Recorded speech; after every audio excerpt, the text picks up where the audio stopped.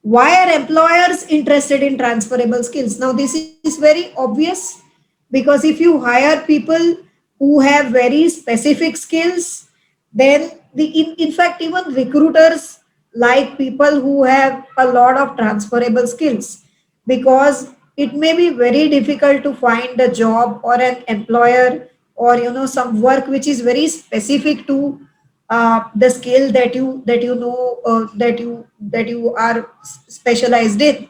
If you're skilled in something that is very very specific, then that skill will be applicable only as long as that work is there with that employer, or as long as the recruiter is able to find a job with that specific skill.